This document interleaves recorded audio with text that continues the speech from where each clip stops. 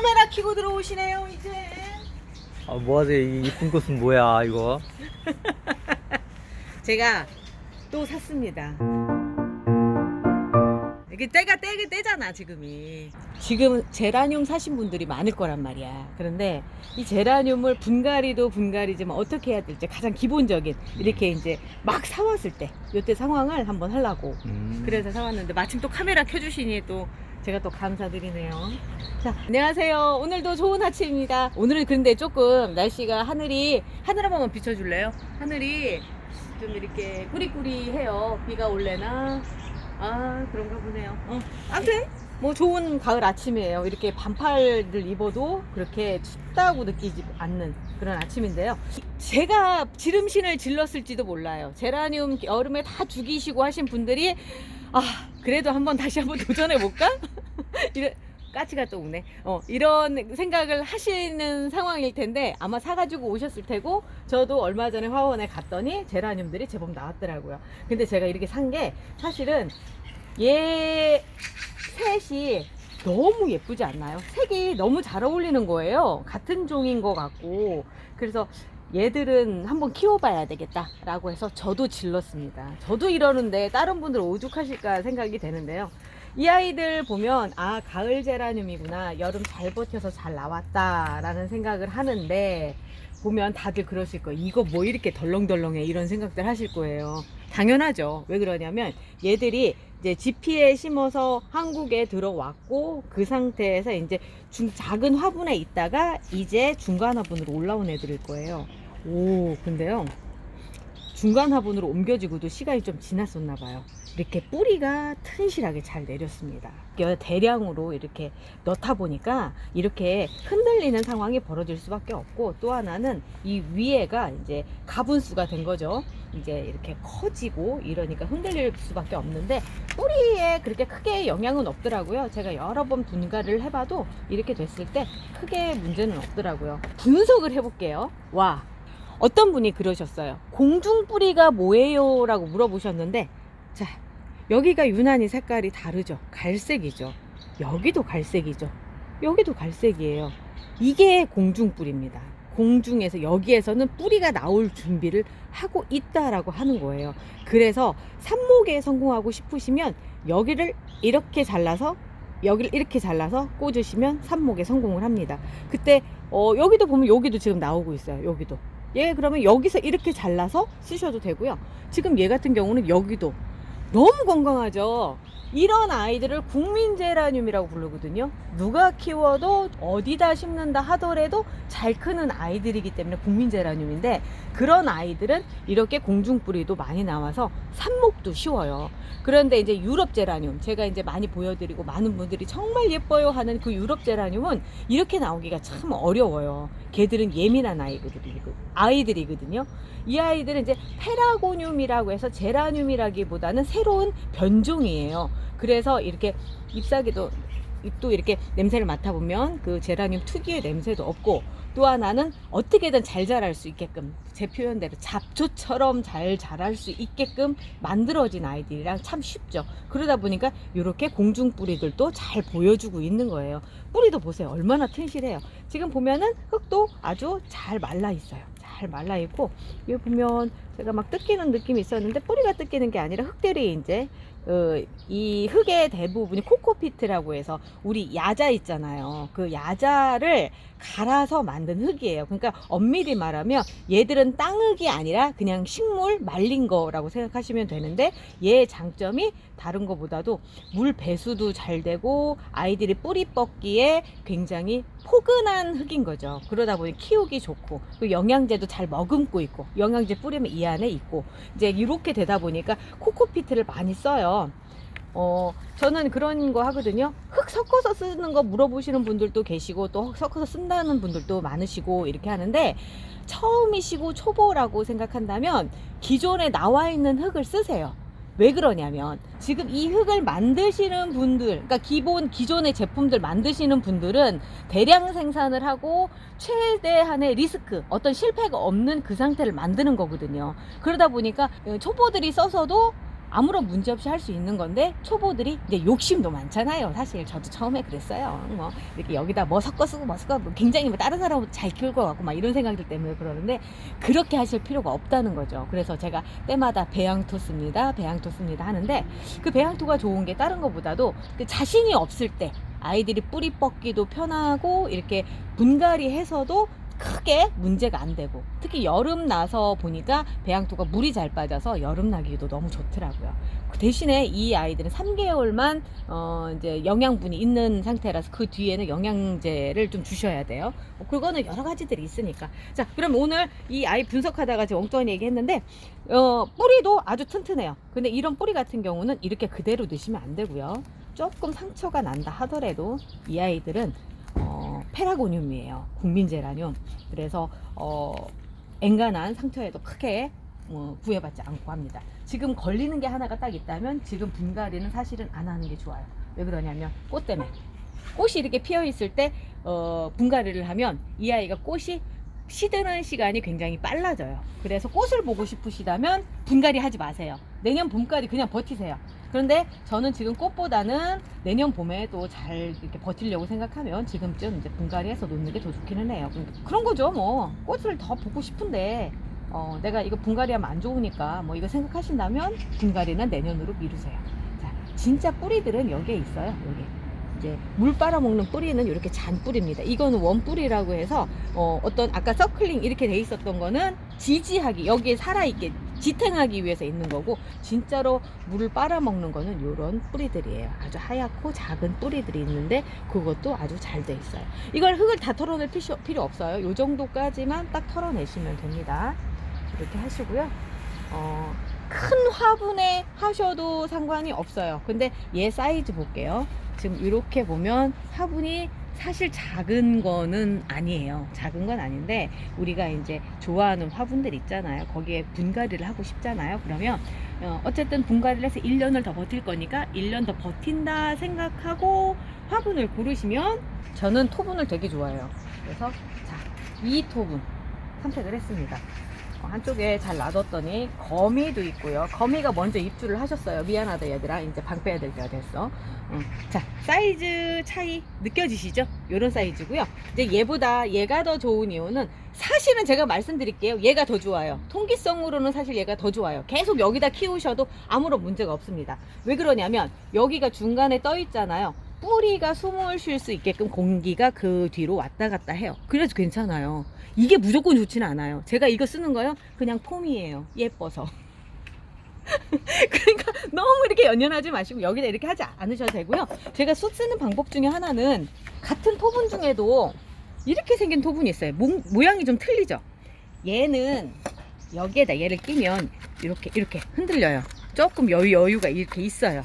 그런데 같은 토분 안에서도 모양 보고 사시라고 그래요. 얘는 막분이라고 합니다. 그냥 막 쓰는 화분이라고 해요. 막분이고요. 처음 샀을 때 4,000원 줬나봐. 여기 써있어요. 이렇게 꽂으면 딱 맞아 떨어지죠. 이렇게 쓰셔도 돼요. 여기다가 이 상태로 해서 이렇게 쓰셔도 여기 공기 들어가서 그 사이에 대고 약간 공간이 이렇게 뜨는 거 보이시나요? 안에? 이렇게 공간이 살짝 떠요. 그래서 이게 통기성도 좋고 이렇게 쓰셔도 돼요. 여기다가 이렇게 넣어서 이렇게 쓰셔도 됩니다.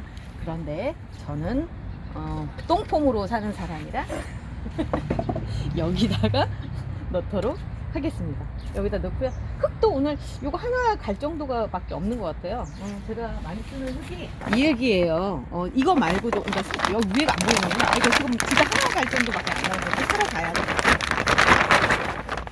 원예용 상토라고 생생이라고 이렇게 돼 있어요. 이제 초경량 상토 2호 뭐 이렇게 쭉 있는데 그런 거 다 말고 뒤에 딱 보면 원료명 및 배합 비율 이렇게 돼 있어요. 그 다음에 코코피트, 피트모스, 질석, 펄라이트, 제오라이트, 부식산, 비료 이렇게 돼 있어요. 그런데 여기에서 이제 어떤 거냐면 질석에 뭐 삽목한다 이런 얘기 들으셨을 거예요. 이 질석이라고 하는 것 자체가 어떤 뿌리를 잘 내리게 해주는 그런 성분인 것 같아요. 저는 정확히는 잘 모르겠어요.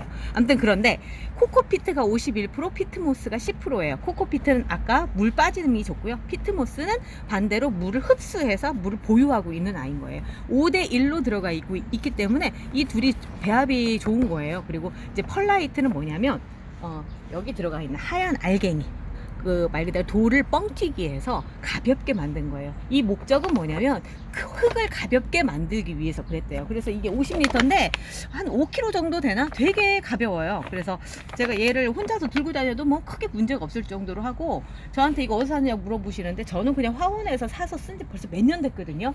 그런데 인터넷에서도 팔더라고요. 그래서 거기서 쉽게 사서 쓰시면 될 것 같고, 저는 오늘 흙을 이걸 쓸 겁니다. 아 진짜 딱 하나 할 것 같구나. 얘들 둘은 이따가 제가 딱 다시 흙 사가지고 와서 해야 될 것 같아요.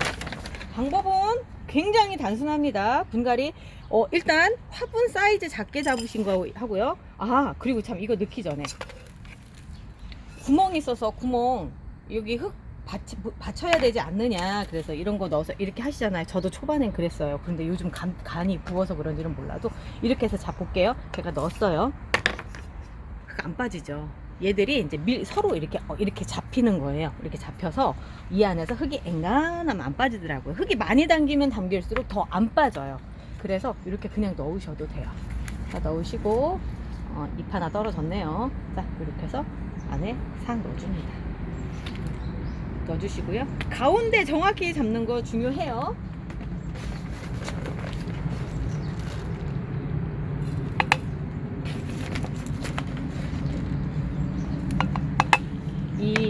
제가 유럽 제라늄보다 국민 제라늄 이렇게 이름도 몰라요. 이름도 모르고 성도 몰라요. 그냥 성은 안다. 성은 제라늄이에요. 근데 이름을 몰라요. 그래도 얘들은 제가 좋아하고 그러는 게, 어떤 방식으로 어떻게 해도 죽죠. 죽기는 하죠. 근데 뭐 물음병도 있고 여러 가지 이유 때문에 죽기는 하는데, 그래도 크게 난 잘했는데 왜 죽지? 이런 느낌은 없어요. 뭔가 실수했으니까 죽죠. 다 이유가 있어요. 죽을 땐 이유가 있는데 그 이유가 아주 사소한 거로 죽지는 않는다는 거죠. 제가 국민제라를 죽인 거는 초반에, 그리고 올해에도 그렇고 물음병으로 죽였어요. 그러니까 물음병은 일단 걸리면 포기하셔야 돼요. 왜냐면 살아있는 가지가 아직 멀쩡한 것 같아서 잘라서 삽목을 한다 하더라도 삽목 도중에 썩어버리더라고요. 밑에부터 계속 썩어서 잘라서 또 하고 했는데 다 실패했어요. 그래서 제가 물음병이 제일 무섭다라고 하는 거 다시 한번 상기시켜 드리고요. 국민제라도 마찬가지예요. 그럼 물음병이 언제 걸려요? 라고 얘기한다면 제가 오늘 정리를 해드릴게요. 첫 번째, 물을 많이 줘서. 두 번째, 그 물을 많이 준 자리에 세균이 들어가서, 물을 많이 주면 상처가 이렇게 조금씩 생겨요. 그럼 그 사이에 세균이 들어가서 되는 건데, 그 세균은 어디서 오느냐? 흙에서. 당연하죠. 어디서 이렇게 날라오지는 않을 거 아니에요. 그 흙에서 오는데, 그 흙이 거름기가 있으면 반드시 된다는 거예요. 그러니까 지금 제가 배양토를 쓰세요 라고 말씀을 드리는 건, 여기엔 거름기가 없어요. 거름기하고 영양분하고 똑같은 거 아니에요? 이렇게 물어보실 수 있는데 틀려요. 거름기는 썩어서 된 거름이에요. 그런데 영양분은 이런 데 보면은 조금씩 섞은 비료라고 생각하시면 돼요. 비료이기 때문에 이 아이들이 상처가 생기고 거기에 수분이 들어가서 문제가 생긴다 하더라도 물음병이 더 이상 번지지 않는다는 거죠. 이해되셨어요? 그래서 가급적이면, 처음에도 제가 그 말씀 드렸는데, 기존 제품들 아무거나 사서 쓰세요. 섞어서. 그러니까 어떤 분들이 나는 이런 노하우가 있으니까 나는 이렇게 해서 할 거야. 그거는 그분 노하우고 그분의 갖고 있는 환경에 맞는 거지, 그게 모두가 다 적용이 되지는 않거든요. 그런데 많은 분들이 저 사람 저렇게 잘 키우니까, 그러니까 저도 그런 거예요. 저를 보고서 이렇게 하시는데 저도 함부로 그런 것들을 말씀을 드릴 수가 없는 게, 그분이 가진 환경에서는 어떻게 될지 모르니까. 그런데 적어도요, 지금 기존 제품을 쓰면 거의 비슷비슷한 결과들이 나온다는 거죠. 그래서 이제 우리가 먹는 약 같은 경우도 오랫동안 임상 실험을 거쳐서 나오잖아요. 똑같다고 생각하시면 돼요. 자, 이렇게 해서 탁탁탁 떨어주고 뿌리 사이에 흙이 들어갈 수 있게끔 이렇게 해주시고요. 그리고 가장자리 쪽 살살 눌러주셔서 이 아이가 균일하게, 그러니까 흙이 압력을 받을 수 있게. 그런데 이 배양토의 단점이 또 하나가 있어요. 흙이 힘이 없어요. 보시는 바 찰진 느낌은 없어요. 그래서 얘들이 이렇게 흔들릴 수가 있어요. 아까 그래서 얘도 이제 보면은 이렇게 흔들 하는 거죠. 그런데 이게 크게 문제가 되지는 않고, 만약에 이 흔들거림이 싫으시다고 한다면 위에다가 이제 화장석이라고 그러죠. 마사토라든가 이런 거 위에 얹으시면 흔들거림이 현저히 줄어들어요. 그런데 저는 그걸 잘 안 하는 게 물이 마른 게 잘 안 보여요, 흙이. 그래서 의외로 고수님들은 화장석 안 씁니다. 저도 안 써요. 저는 화장석에 들어가면 또 무게가 감이 안 오거든요. 화분들 의심스러울 땐 전 들어서 이 아이가 물이 얼마큼 있나 이런 거 확인을 하거든요. 그래서 이렇게 놓고요. 흔들거림이 좀 심하다 라고 생각하시면 저는 여기저기 그냥 막 나와요. 자, 이런 다이소 가면 많이 팝니다. 이런 거 그냥 세워서 어디다가 세워서 이렇게 지탱을 할 수 있게끔 그 정도까지만 해줘요. 자리 잡을 수 있을 때까지만 이렇게 해줍니다. 그리고 이제 제가 귀에 딱지 앉을 정도로 이제 말씀을 드리는데, 물을 져서 빼고 하는 작업을 한 5번 정도 하면서 물이 그러니까 뿌리 사이로 흙을 가지고 들어올 수 있게끔 하는 작업을 반드시 해주셔야 돼요. 그렇지 않으면 공기하고 뿌리하고 같이 맞닥뜨려서 이 아이가 뿌리부터 썩을 수가 있거든요. 그래서 그 작업을 지금 할 건데요. 너무 많이 보여드려서 제가 그냥 빨리 넘길게요.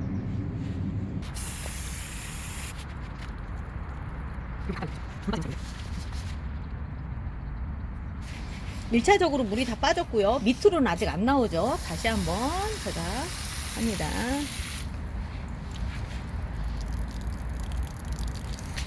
자, 이제 물이 나오기 시작을 하죠.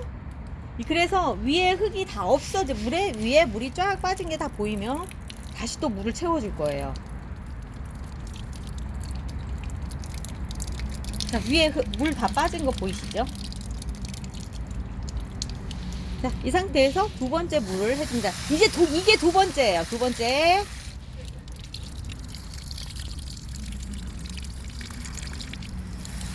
자, 세 번째.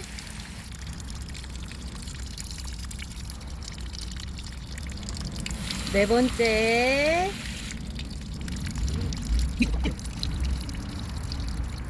마지막입니다. 5번째.